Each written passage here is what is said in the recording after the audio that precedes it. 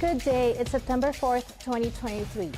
The biggest story of the week is the criminal indictment of Donald Trump and 18 others in the state of Georgia. I'm Esmeralda Padilla-Gould and welcome to The Pulse. Unfortunately, Uncle Sam is in transit from Asia and will not be able to join us today. Fulton County, Georgia District Attorney Fani Willis filed an indictment in Fulton County Superior Court charging the former president and 18 others under Georgia's RICO Act. The initials RICO mean Racketeer Influence and Corrupt Organization Act, which are normally intended for organizations like the mafia and gangs. It was applied by the district attorney in this case. And it means, according to legal analysts at the podcast Midas Touch Network and Legal AF, that the crime in any one aspect of the conspiracy becomes the crime of all. In simpler terms, because everyone contributed to the conspiracy, if one of the 19 defendants is found guilty of a particular crime in the indictment, for example, implementing some steps in the fake electoral scheme, all the 19 defendants will also be considered guilty. This is particularly a serious threat to former President Donald Trump because a state conviction in the state of Georgia will not be subject to any future presidential pardon, and neither any of the 18 co-defendants. Unlike the two federal charges in the Mar-a-Lago secret documents case and the criminal indictment relating to the January 6th attack on the Capitol and efforts to overturn the 2020 election of Joe Biden. According to an article by USA Today, here are the notable points in this wide and far-reaching indictment, which involves players in several states and jurisdictions. First, Trump is accused of operating a criminal organization while he was still president under the Georgia RICO law. Georgia prosecutors argue that Donald Trump and his allies constituted a criminal organization whose members engaged in a wide range of criminal activity, including providing false statements and writing, impersonating a public officer, forgery and computer theft, and the goal of overturning the 2020 presidential election results in Georgia and other states won by Joseph Biden. Second, Georgia's RICO statutes is much broader than federal RICO, which was used to take down the mafia bosses and the participants of the scandals that used fake credentials for college admissions that became known Varsity Blues. Georgia prosecutors can cite alleged crimes committed in other states and that the enterprise does not have to be successful to bring charges. The only requirement to bring RICO charges is that the enterprise commits at least 2 criminal acts to carry out the conspiracy. Third, the 98-page indictment includes 41 criminal acts and 19 defendants who contributed to the conspiracy and involved activities in several states. Who else were charged and why? Here is some of the best analysis from lawyer Michael Popok from the podcast Legal AF. But let me just give the highlights of some of the critical things that are going to happen going forward, under the assumption that everybody already sort of knows the basics, which is Donald Trump and 18 others indicted under the Georgia really expansive racketeering Influence and Corrupt Organization Act, a set of statutes that was originally established to go after organized crime like the mob, like in the Godfather era, but has been used time and time again in other public corruption, public integrity, financial securities fraud cases, really you name it. There's no limitation as the body of law has been developed through the Supreme Court and otherwise to it. And the person who is probably considered the, no pun intended, the godfather of RICO has always been Rudy Giuliani, who's now on the receiving end of being indicted by the very type of statute that he used so successfully for 5 or 6 years as the U.S. Attorney for New York, for Southern District of New York. California is bracing for a Category 4 hurricane, its first in a period of 84 years. According to the weather agency NOAA, the National Oceanic and Atmospheric Administration said that Hurricane Hilary grew rapidly into a Category 4 hurricane last Friday and would hit Southern California Sunday, and as expected to bring so much rain. Concerns of flooding and landslide in previously burnt areas from wildfires are a real concern. The hurricane hit Baja California and a big portion of Southern California on Sunday, August 21st. If you live in Las Vegas and was able to experience the cloudiness and rain, such was brought about by the Pacific storm, the Hurricane Hilary. Important figures in Russia are dying under mysterious circumstances. Since Russia's invasion of Ukraine, so many military generals, oligarchs, scientists, and other public figures are dying with little explanation from the Russian government. An article from Newsweek magazine compiles important people who died under unusual circumstances. The most recent of deaths being reported with limited explanation was that of Colonel General Gennady Zitko, a top Russian army commander who was dismissed by Putin for a Moscow suffers setbacks in the Ukraine war. He died at the age of 57, but the cause of his death was reported that he died after a long battle of illness. General Zitko served as the Eastern Military District Commander and took over the command of the Ukraine operations after the failed attempt to capture the Ukrainian capital of Kyiv. The report of his death was first announced on Telegram by the governor of Russia's Khabarovsk territory, Mikhail Degtyarev, who became acquainted with the general. No official announcement from the Russian government was issued, but the biography from the official TASS news agency does not even mention about his service in the Ukraine war. Newsweek magazine in April last year also published a list of high-profile Russians who died of mysterious circumstances months before the invasion of Ukraine began. Among them were the former head of the Moscow Aviation Institute, Anatoly Gerashenko, who was reported to have died from a fall from several floors in a stairs. The scientist died on September 21, 2021. In September 2021, two Russian oligarchs with their families died separately within just 24 hours apart in luxurious homes in Russia and Spain. The government reported them a murder-suicide. Ravil Maganov, the chairman of Lukoil, Russia's largest oil producer, fell from a window of a hospital in Russia under unexplained circumstances on September 1, 2021. Ivan Pechorin, the 39-year-old top manager of the Corporation for Development of the Far East and the Arctic, who oversee oil exploration in Russia's Far East and Arctic, drowned in the sea near Vladivostok. Moscow reported that he drowned while drunk on the boat on September 10, 2021. On April 18, 2022, oligarch Vladislav Avayev was found dead in Spain with his wife and 13-year-old daughter. It was reported as a murder-suicide.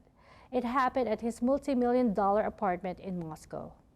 By April 19, 2022, another oligarch, Sergei Protesenya, the former chairman of Russia's energy giant Novatek, was found dead in a luxury villa in Catalonia, Spain, hanging in a garden, while his wife and daughter were found stabbed to death in their beds. One other oligarch, Vasily Melnikov, also died of stabbings, together with his wife on March 24, 2022.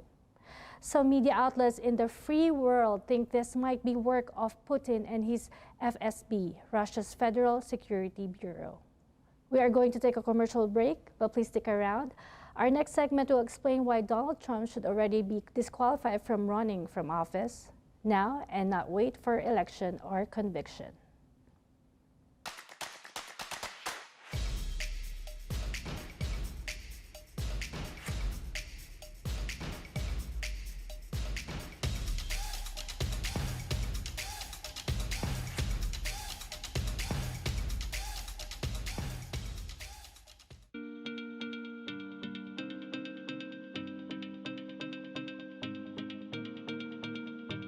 We use headphones as a part of our everyday lives. Whether we're at work, getting exercise, meditating, in transit, studying, practicing, or relaxing. Hi, I'm Ryan Sway, the founder of Aircom. I would like to introduce the world's first wireless airflow audio earbuds. As a festival and a concert junkie, I really enjoy the live experience of being there and feeling the music. When we started developing Airflow, our goal was to reproduce that live experience using earbuds. The problem with traditional headphones is that The speakers are located inside of the earpiece, literally giving you centimeters before the audio hits your eardrum. What Aircom is doing, they're the first company to actually address the fact that there needs to be a space involved associated with having the sound waves expand fully. The difference between traditional headphones and Aircom audio is that the air tube gives you 8 times more space, allowing the sound waves to fully develop before they actually hit your eardrums. And this gives it a much more live, natural sound, just like in a recording studio. It's real nice that someone actually addressed the physics associated with how sound comes out. The challenge we had was to create an earbud with enough airspace for the sound to fully develop and breathe. Unfortunately, traditional earbuds are about the size of a jelly bean, and there's just not enough airspace. However, that changed when we developed Airflow Audio. Airflow uses an air tube to deliver 6 to 8 times more airspace than traditional earbuds. The end result is a true live listening experience, just like you're at a festival or a concert. We also added magnets to the back of the earpieces so you can wear it around your neck when you're not using it. Being that the drivers are 8 inches from the earpiece, the magnets do not affect the integrity of the sound at all. The orange line represents the frequency transmitting through the wire to the speaker, which then converts to the blue sound wave that develops more as it travels up the air tube, producing a balanced, full body and live listening experience. Another really cool feature is that these earbuds are sweat-proof and water-resistant because they're coated with a super hydrophobic nanotechnology. So now you can be on a skateboard or riding a motorcycle and listen to music as if you were watching a live show or actually in a recording studio. We're coming to you for help in bringing these unparalleled earbuds to market.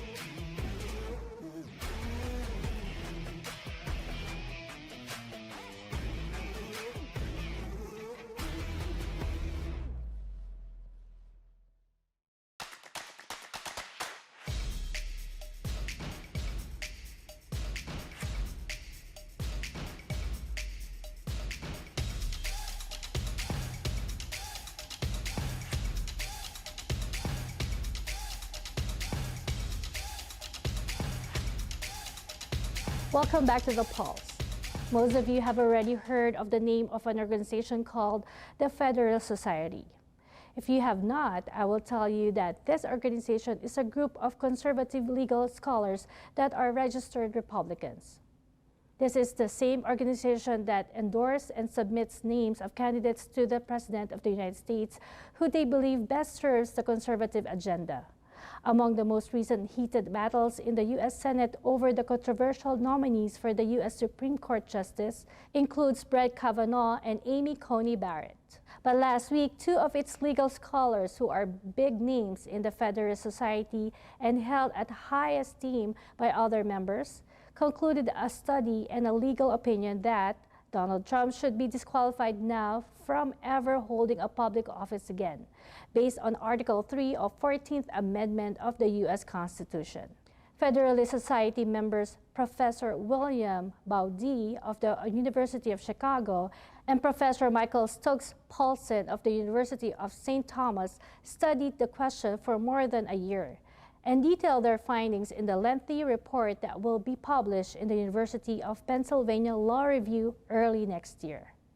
Now, let me tell you that before they published their legal opinion last week, we have already heard of the brilliant explanation by a lawyer and legal analyst at Midas Touch Network and Legal AF podcast. Here's what they are saying. This is Michael Popak, Legal AF. When Federalist Society right-wing constitutional scholars who would vote Republican and for Donald Trump come out with a 127-page law review article, law journal, academic analysis to apply to Donald Trump the disqualifying provision of the 14th Amendment for participation in an insurrection or rebellion, you're in a load of hurt if you're Donald Trump. And that's just what's happened. Let me make this clear.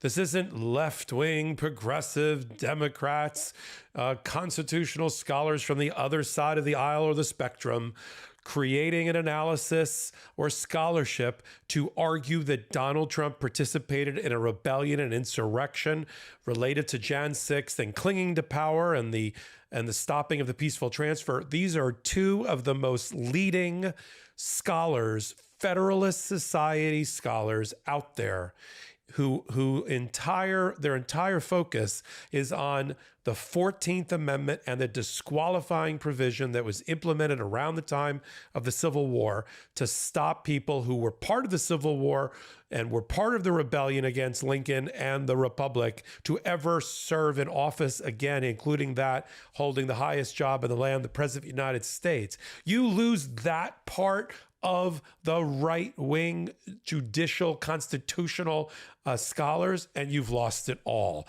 And now we've got two of them, Professor William Baude and Professor Michael Stokes-Paulsen, who have joined together in a 126-page law review article to be published in the University of Pennsylvania Law Journal, one of the leading law journals, in which they argue that not only does the 14th Amendment Article 3 apply to the president or former president of the United States, but there is no doubt in their mind under the original interpretation, the originalism interpretation of the U.S. Constitution, Donald Trump is an insurrectionist and a person who participated in rebellion and therefore should never serve office again.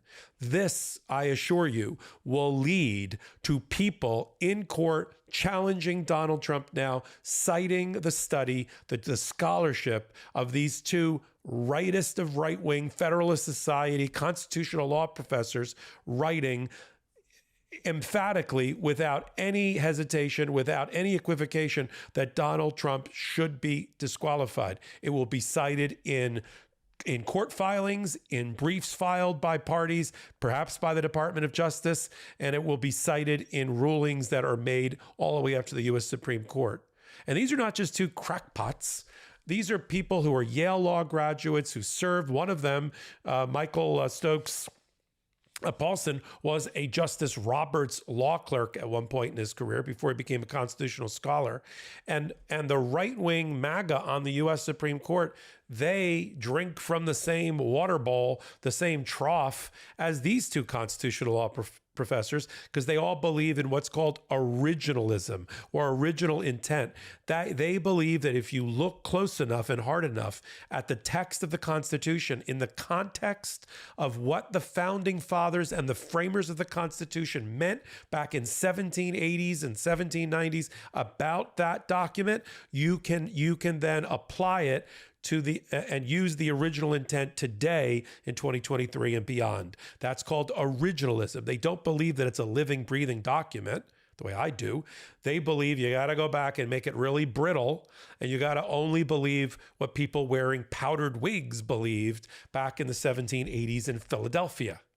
Okay, put that aside for a minute. What I'm trying to tell you is these two constitutional scholars that would normally line up in favor of Donald Trump are arguing the exact opposite. I'm going to read to you the abstract, right? The abstract that's out there, which is kind of the summary of what their analysis is, what their rationale is, and then I'm going to read the last 10, or not the whole thing, but the focus of it, the kernel of it, the nut of it in the last 10 pages.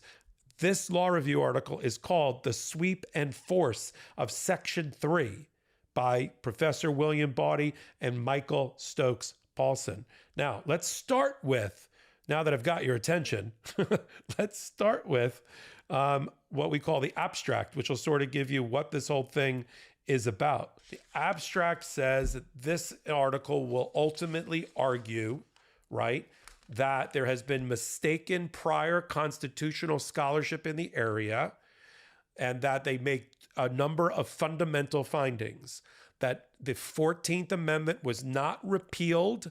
These are arguments that were raised by a guy named Tillman when Morrison Cawthorn and Marjorie Taylor Greene tried to avoid being disqualified from running for office when people challenged them. So it's sort of known as the Tillman argument, and they attack the Tillman argument and say it's hogwash, my term. And instead they say these are the fundamental read that they make with their background experience and powerhouse intellect of what the originalism intent of the Constitution was in this provision. That one, Article 14, the 14th Amendment, Article 3, was not later changed by an act of Congress in which for a very short window, they let former Civil War participants on the wrong side come back to office and reconcile in terms of reconstruction of the United States. That the Amnesty Act, an act of Congress, does not, in the rock, paper, scissor world of constitutional law, defeat the existence of the 14th Amendment. If Congress wanted to do that, they'd have to go through the process of amending the Constitution, and they never did. Second major point in the article is that the provision, the 14th Amendment, Article 3, is in their view self-executing, meaning there doesn't have to be another act of Congress. Congress has already spoken and said if you're an insurrectionist or person who participated in a rebellion and you're running for an elected office, Senate, House, President, you hold those offices, you're out forevermore. Permanent disqualifier. And there's no other act of Congress. There's no other hearing that has to be made. There's no impeachment-like process. All we have to do, according to these two law professors, is go right to federal court or state court and have those judges review 14th Amendment against the actions and find that the person participated, in this case, Donald Trump, in an insurrection or rebellion. And then the last thing, the last major mind-blowing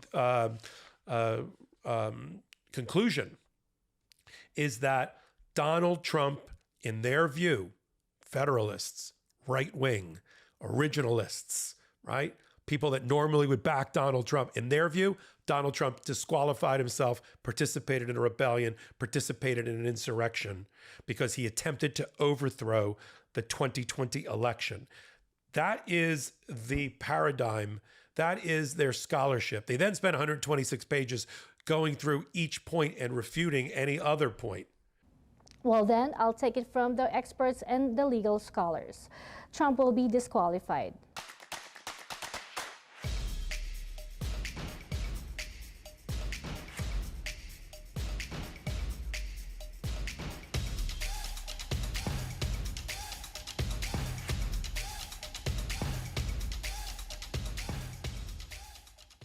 We use headphones as a part of our everyday lives.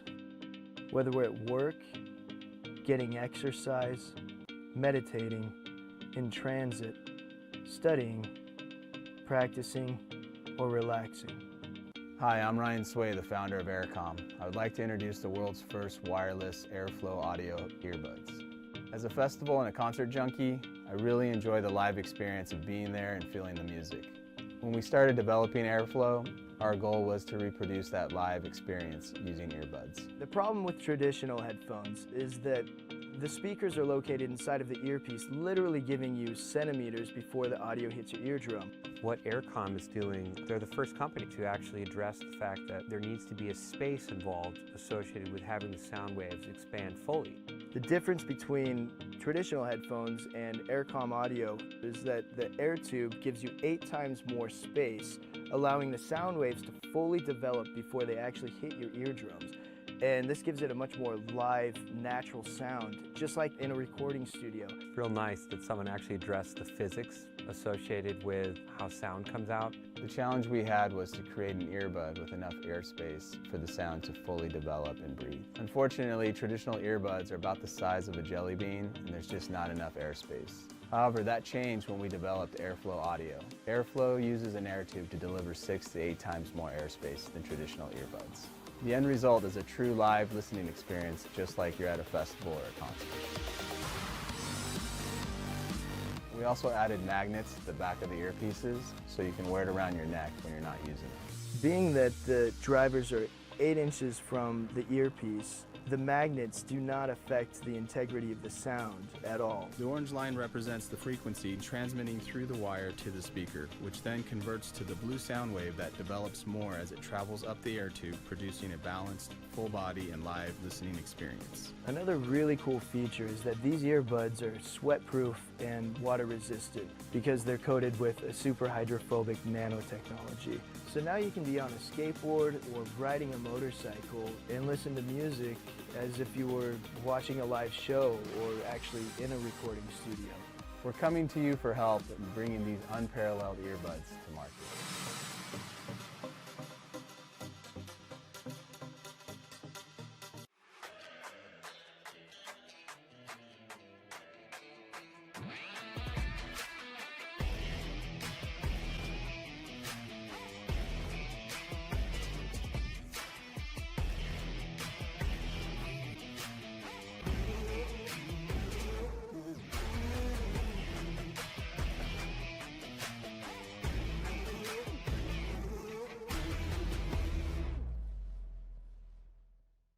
With the many recent changes and focus on immigration law, now more than ever is the time to seek the help you need from an attorney you can trust.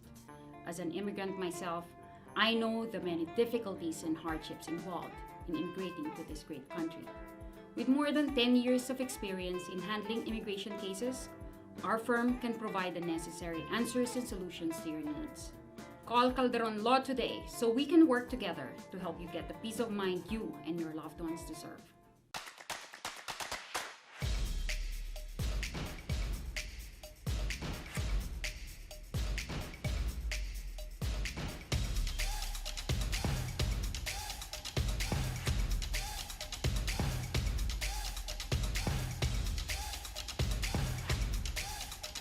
We're out of time for today. We hope to see you again next week.